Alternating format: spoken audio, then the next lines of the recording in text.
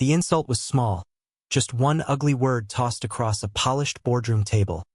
But sometimes the smallest sparks can start the largest fires. Imagine sitting in a meeting where you're negotiating a role that could reshape your career, where your input is invited, and yet the moment you actually use your voice, someone in power decides you've stepped too far out of your lane.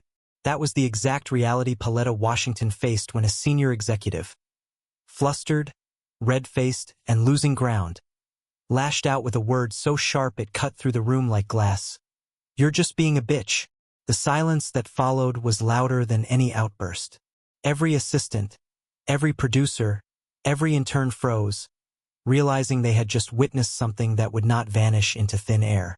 And Pauletta, with all the grace she had cultivated through decades of both Hollywood's spotlight and its shadows, stood tall, gathered her dignity, and calmly declared, "My place is not here, then." She didn't shout. She didn't crumble. She simply walked out, her heels clicking like gavel strikes on a courtroom floor. Yet none of them could have predicted what would happen next. Before we continue, please hit the like button, subscribe to the channel, and turn on the notification bell for updates. Across the country, Denzel Washington was on set wrapping a late-night shoot when the phone call came. There are moments when you can hear in your partner's voice that something has shifted, moments when anger is laced with a deeper wound, and that's what Denzel heard when Pauletta explained the insult. For many, it might have ended there, with an apology behind closed doors or a quiet parting of ways. But Denzel is not most people. He booked himself on the earliest flight, no entourage, no publicist, just a man with a plan. By dawn, he was striding into that same studio's headquarters with documents in hand and resolve etched across his face. If Hollywood had been expecting him to negotiate quietly, they were about to be very wrong. The meeting he demanded wasn't a closed-door whisperfest. He called in the entire board. He brought in cameras. He live-streamed the whole confrontation to ensure there would be no re-edit, no spin, no burying of what happened. Calm, collected, his voice carried the weight of decades of respect. He looked the executive dead in the eye and stated, "You don't get to call my wife or any woman a bitch because you felt threatened by her brilliance." In that moment, it wasn't just about Pauletta. It was about every woman in every industry who had ever been dismissed, demeaned, or insulted for daring to speak with conviction. And just when everyone thought it was only about defending his wife's honor, Denzel dropped the bigger bombshell. He announced that he was pulling out of 3 projects with the studio worth over $120 million. To Hollywood accountants, that number was a bloodbath. But the way he delivered it made it feel like nothing more than dust he was brushing off his hands. Then he revealed the move that would shift the industry. He was starting a rival content studio, one named after Pauletta's late mother, a woman who had instilled resilience, faith, and dignity in her daughter's bones. And this wasn't just a vanity play. This was fully funded, legally structured, and already partnered with other legendary black actors and global investors who were tired of the old system. Their mission? A new distribution platform exclusively elevating black women-led stories. Hollywood gasped, but the audience outside of it cheered. The very first greenlit project under this platform was fittingly poetic. It was a series written, produced, and led by Pauletta Washington herself. The premise tackled the exact struggle she had just lived. The erasure of older women in Hollywood, the dismissal of their voices, and the subtle but crushing discrimination that labeled wisdom as difficult and confidence as arrogance. Audiences didn't just tune in. They devoured it. Critics couldn't ignore it. Sponsors scrambled to buy ads on it.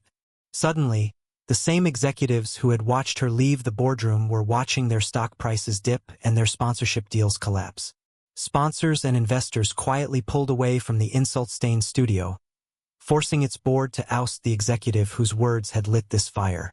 But while he was fading into obscurity, Pauletta's name was shining brighter than ever. The following year at the Emmys was a moment scripted by fate itself.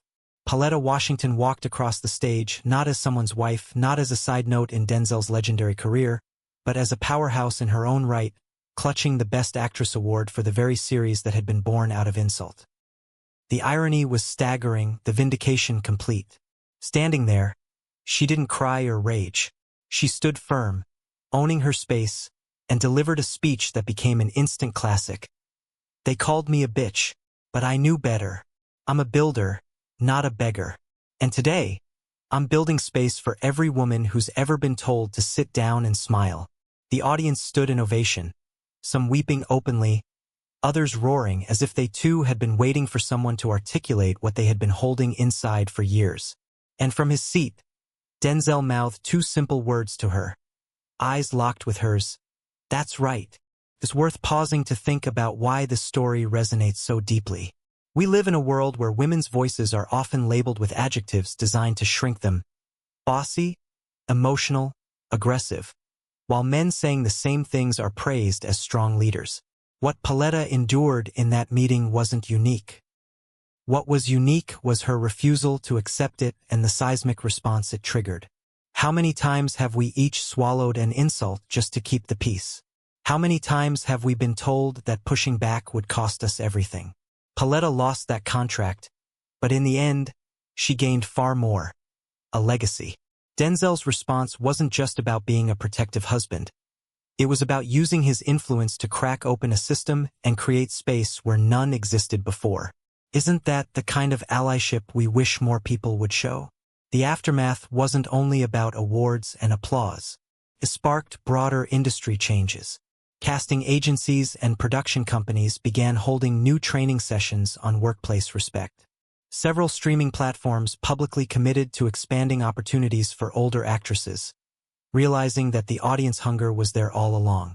The incident became a case study in business schools about leadership, integrity, and risk-taking. Most importantly, it gave countless women in every profession, from tech to law to education, the courage to reject being minimized and instead to walk away from toxic environments. After all, sometimes walking away is not defeat, but the first step toward building something greater. Could it be that every insult we face has within it the seed of transformation? For younger actors just starting out, Pauletta's story became a blueprint. She showed that you don't need to bow to outdated power structures to succeed. For men, Denzel demonstrated what it means to use privilege not for silence, but for amplification.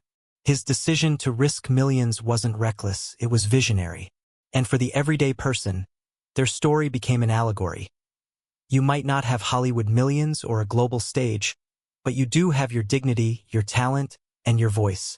Standing firm in those might feel terrifying in the moment, but the ripple effects can change far more than just your own life. Now the question lingers. What would have happened if Pauletta had stayed seated, signed the contract, and swallowed the insult? Maybe the executive would have kept his job. Maybe that series would have launched, but her character would have remained a muted version of what it could have been. And maybe the world would have missed out on the studio, the series, and the speech that set hearts on fire. Sometimes history hinges not on what we accept, but on what we refuse. And so, the next time you're faced with a moment where someone tries to box you in, label you, or strip you of your worth, remember Pauletta Washington standing tall in that boardroom. Remember Denzel choosing integrity over money. And remember that transformation often begins the moment you say, "My place is not here," then, because perhaps your place is somewhere far bigger than you've even imagined. Before we continue, please hit the like button, subscribe to the channel, and turn on the notification bell for updates. What do you think? If you were in Pauletta's shoes, would you have walked away? Or would you have stayed silent for the sake of security? Share your thoughts because your answer might just inspire the next person to choose courage over compliance.